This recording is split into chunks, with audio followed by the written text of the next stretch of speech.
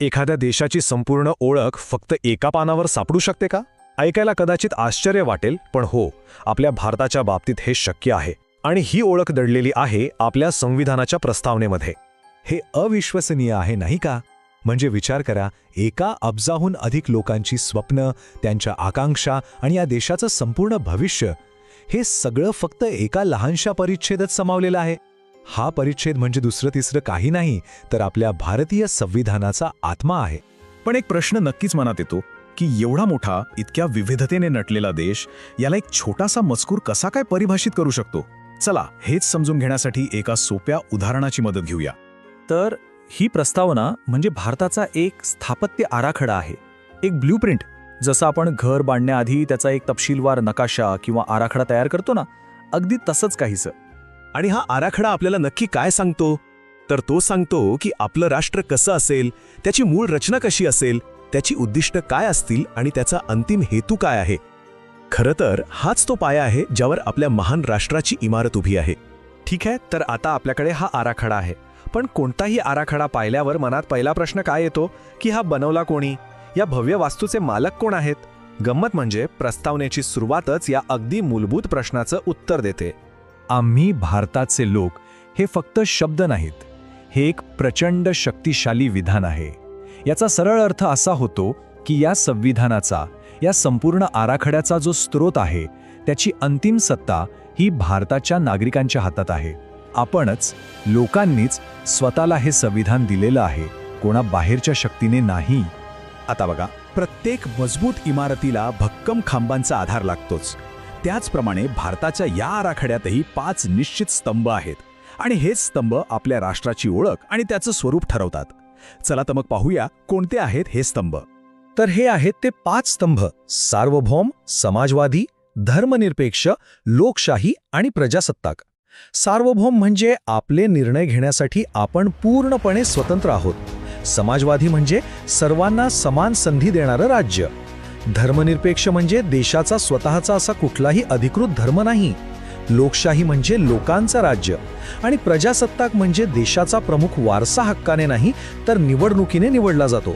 उदाहरण म्हणून यातला धर्मनिरपेक्ष हा स्तंभ जरा सविस्तर पाहूया.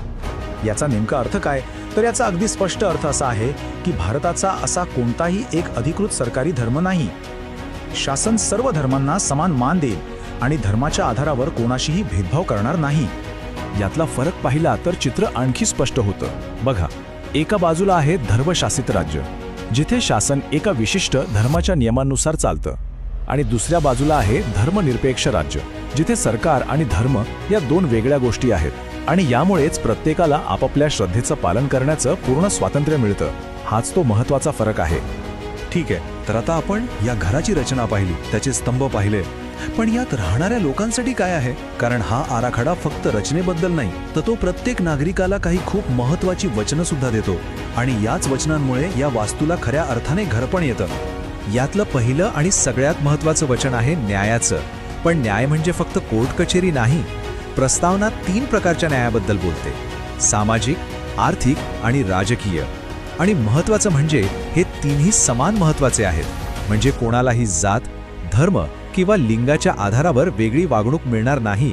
सर्वांना प्रगतीची समान संधी मिळेल आणि प्रत्येकाला राजकीय प्रक्रियेत भाग घेता येईल.